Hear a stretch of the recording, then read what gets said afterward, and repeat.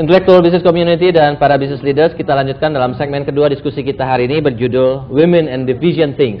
Dan masih bersama kita para Intellectual Business Community dan Ibu Min Uno sebagai founder dari sekolah Duta Bangsa, ya. Ibu Min Uno, women leaders yang cantik sekali dan sudah membuktikan track record sebagai women leaders. Oke, kita diskusi selanjutnya adalah kita mendiskusikan tadi Pak Jo juga udah bilang kan, sebenarnya masalah kemampuan visi itu nggak ada masalah, dan tadi Ibu Min juga mengatakan demikian. Kita anggap dalam hal ini research ini mungkin berat sebelah lah, ya. Laki-laki bilang wanita kurang visionnya, wanita bilang visionnya oke, dan Pak Jo sebagai wakil laki-laki bilang nggak ada masalah sama vision. Tapi sekarang pertanyaannya adalah kalau itu semua equal, terus bagaimana kesempatan wanita menjadi pemimpin dibandingkan pria, terutama di organisasi atau business entity, Bu? Ya, sebetulnya kalau kita semua diberikan kesempatan yang sama, kemudian diberikan penunjang untuk sukses yang sama, tanpa hambatan-hambatan, ya, wanita itu dimanapun dia akan bisa berjaya.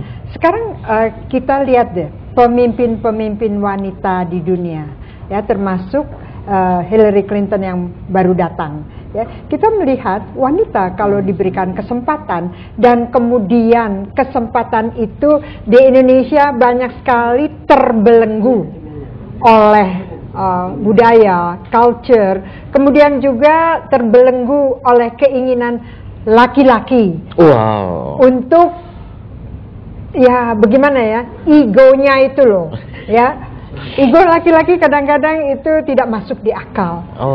Sehingga jadi laki-laki yang nggak masuk akal, Bu, ya? Tidak masuk di akal, karena misalnya begini ya, saya mengenal seorang wanita yang bukan main ya, hebat. Tapi kemudian apa yang dikatakan oleh suami di rumah bisa ditebak, dan itu buat saya sakit hati sekali. Apa, Bu, katanya? Dia demikian. Suaminya mengatakan, saya itu paling senang masakan kamu. Wow. Berarti kan dia harus tiap hari masak. Salah juga ya, kasih komplimen salah juga, Bu, ya. Maksudnya saya tidak suka makanan Anda gitu ya. Jadi saya itu nggak mau masakan orang belakang. Saya inginnya tuh masakan kamu. Itu kan suatu sindiran yang sangat halus. Dan seorang wanita merasakan itu sebagai sesuatu hal yang menegur. Kamu lebih baik di rumah. Nah, itu bukan komplimen berarti, sindiran, Bu, ya? Bukan.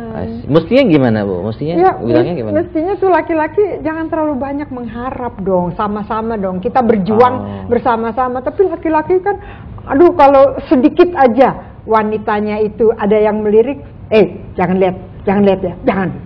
Tuh, mukanya kan begitu, jangan lihat ya, awas ya kamu ya, awas. Kalau wanita nggak gitu, Bu? Wanita wanita senang sekali kalau ya teman kita ada yang naksir, kan berarti pilihan kita oke. Nah, yakin ya begitu? Yakin. Oke, mungkin Pak Hasan salah satu pengamat dan penggemar wanita. Pak Hasan, what do you think, apa yang bikin wanita itu apa sih kesempatan wanita jadi pemimpin organisasi di Indonesia ini? Terutama di Indonesia lah, kita jangan ngomong di Amerika lah. Terima kasih Pak Bayu, Ibu Min. Saya pernah baru-baru ini selesai membantu seorang wanita CEO yang sedang mengembangkan usahanya, dan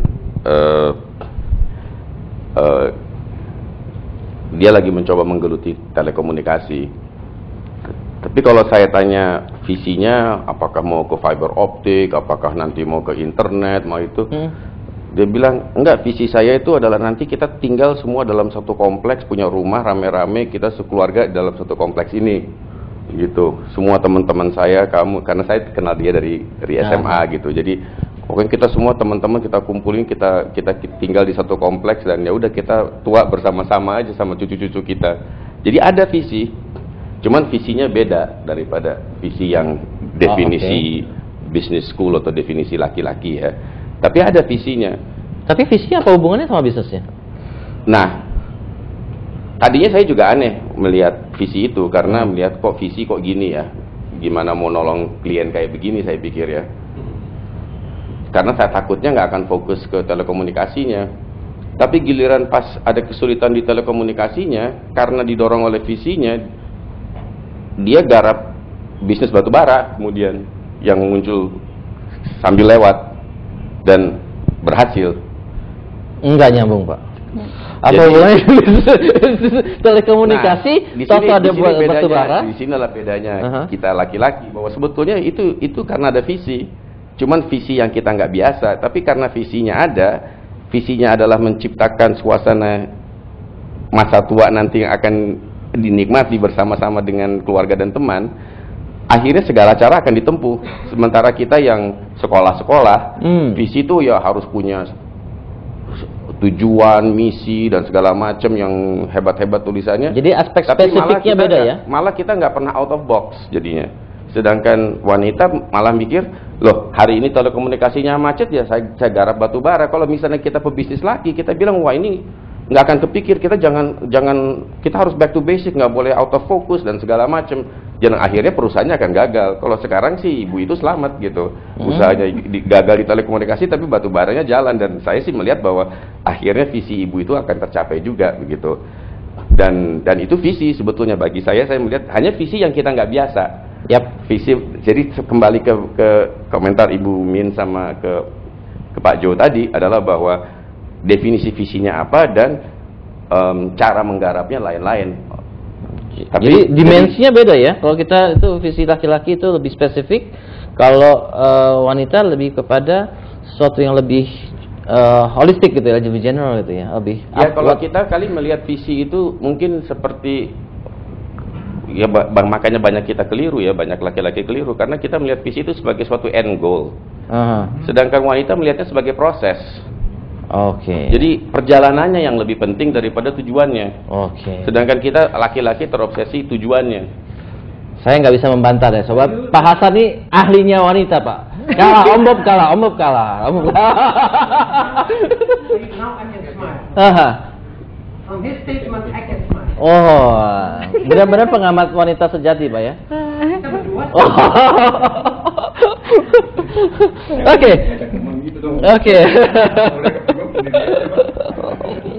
Oke, sekarang kita lihat ya. I can smile. You can smile ya. From his statement. Wow, Pak Suryadi tergerak. Pak Suryadi, ayo. Pak Suryadi ahlinya wanita juga, karena beliau yang memproduksi wakol. Coba. Kalau beliau nggak ngerti wanita, gimana dia bisa memproduksi wakol? Kita bicara perempuan, wah ini bidang saya. Saya kan produksi pakaian dalam wanita merek Wakol. Karyawan saya itu ada ribuan, 90% wanita. Nah sekarang saya mau kasih perbedaan-perbedaannya. Menurut di company saya dulu nih. Kalau laki-laki itu lebih pakai banyakan logik. Kalau perempuan banyak perasaan. Sehingga saya pusing saya punya karyawan banyak perempuan. Semua punya manajer-manajer perempuan. Satu sama lain itu ya sulit gitu, mereka pakai perasaan semua. Wah ini kalau ini begini gitu. Dan dikatakan mengenai soal kepintaran ya, memang yang tadi saya setuju sekali ya. Kalau perempuan itu ya processingnya itu dia lebih bagus. Kalau laki-laki visinya bagus, belum bisa diimplementasi gitu. Tapi kalau perempuan visinya sedang-sedang gitu ya, tapi di jalan-jalan sampai gitu. Jadi Pak Suryadi bilang mengakui bahwa laki-laki visinya lebih jauh walaupun belum tentu tercapai. Tapi wanita visinya lebih pendek tapi lebih applicable. Bisa applicable. Dan yang kedua adalah wanita punya karena Pak Suryadi punya pegawai wanita lebih banyak. Pak Suryadi suka pusing. Karena pakai perasaan. Buat mereka pusing karena punya bos Pak Suryadi gitu kan. Saya ikut perasaannya mereka. Jadi gini, saya punya banyak dulu laki-laki yang manajer saya. Kita punya manajer kan ada ratusan tuh. Bahkan saya mulai robah ke ganti yang perempuan karena saya lihat ya perempuan ini ya, kalau saya kasih satu visinya jelas tuh ya, mereka semuanya bisa jalankan, kejujuran apa semacamnya lebih baik. Kalau laki-laki kan begitu dikasih gini, wah lari sana lari sini. Ya, saya punya manajer, tahu-tahu punya bisnis tempat lain ada 3-4 bidang gitu. Bukankah laki-laki memang begitu, Pak? Iya, makanya. Maksudnya ekspansif gitu. Ekspansif gitu ya. Tapi ekspansif bukan untuk perusahaan kan, untuk pribadinya. Jadi saya setuju ya bahwa perempuan ini ya memang sekarang ya banyak leader perempuan, itu saya setuju ya. Cuma kita mesti bisa melihat juga gitu. Ada bidang-bidang yang nggak bisa, ada yang bidang-bidang yang bisa gitu. Misalnya Pak? Ya. Contoh gini, kalau bidang-bidang yang keras ya, misalkan ya sebagai insinyur gitu ya. Kalau perempuan tuh mungkin sulit ya. Kalau dia mesti pakai ini kesan, dia orang bukan gitu tertarik. Tapi kalau umpamanya you memberikan suatu mengenai soal desain aja ya, arsitek ya, itu perempuan juga bisa bagus. Oke. Dia lebih di belakang. Kalau yang untuk terbang ke sana sini ya, tadi Ibu Min kan bilang ya perempuan itu kalau bisa ya jangan dipuji oleh suaminya begitu, karena itu orang yang karier ya. Kalau wanita rumahan Bu, kalau nggak dipuji ya bisa dipecat Bu. Di PHK terus suaminya. Oke, thank you Pak Suryadi. Thank you very much. Pak Brata mau sesuatu? Wah, Pak Brata mau ikut dalam tim pengamat wanita juga nih. Please Pak Brata. Terima kasih. Ini kita spesifik mungkin adalah vision by the male and compared to female leaders ya. Jadi bukan secara umum tapi leaders. Yep. Dan kalau tadi kita tarik dulu dari awal bahwa sebetulnya wanita yang come up sebagai leaders itu biasanya latecomers dibandingkan dengan male, karena mereka punya duties yang secara alami dulu yang dia harus selesaikan, family duties yang kemudian dia appeal. Makanya the numbers biasanya lebih smaller. Nah, sehingga proses untuk terbentuknya seorang leaders itu sebetulnya mereka learn fast, wanita itu dalam waktu yang relatif lebih pendek dari laki, dia bisa catch up. Nah, tentu saja menurut saya kita tidak bisa compare secara matematik perbedaan, dan itu harus berbeda, dan secara alam itu memang di-create berbeda vision leaders by male and females, dimana males itu by vision dia di-drive oleh terutama oleh business dan prideness terutama. Dia no matters kadang-kadang yang penting aktualisasinya. Tapi women leaders itu visionsnya tuh lebih ke feelings tadi, kalau sebenarnya memang ke love, ke kesejahteraan. Jadi yang dia pikirkan adalah itu. Dia tidak seperti prideness ya, bahwa ada satu dua yang anomali, yes, selalu ada. Tapi as a general itu begitu. Dan leaders by female itu sebetulnya ada yang benar-benar dia nampil, tapi banyak justru yang dia behind the screen. Seperti Hillary, di mana behind Bill Clinton itu Hillary. She is the leaders ya. Yang sebetulnya leaders bukan dalam arti kata yang formal leaders, tapi lebih informal leaders. But her vision itu strongly drives the vision or inspire the vision of the male. Oke, thank you Pak Brata. Jadi mengenai Hillary ini ada pembahasannya juga dalam artikel ini, dikatakan kalau kita compare Hillary dan Obama tuh dalam speech-nya tuh lebih general, lebih visioner. Ini penilaian rakyat Amerika ya. Sedangkan Hillary itu lebih operational, tapi details, ya. Dan ternyata rakyat lebih memilih Obama. Apakah itu karena satu-satunya penyebabnya? Belum tentu gitu ya. Tapi rakyat membedakan bahwa Obama lebih visioner dibandingkan Hillary, ya. Dan ya seperti Pak Brata katakan, mungkin juga itu adalah case by case ya. Dan kalau kita lihat banyak sekali pemimpin wanita itu yang ternyata kalau udah jadi pemimpin kata orang kok laki-lakian juga ya, gitu. Mirip laki-laki juga akhirnya juga gitu ya. Oke, anyway, kita harus break dulu untuk masuk ke dalam segmen berikutnya. Menarik sekali diskusi kita hari ini. Para business leaders dan intellectual business community, buat Anda yang ingin berpartisipasi silakan SMS ke 0896 dan buat yang terpilih akan mendapatkan buku yang sangat cantik dari buku Min Uno berjudul Etiquette. Kita break dulu dan kita akan masuk ke dalam segmen berikutnya.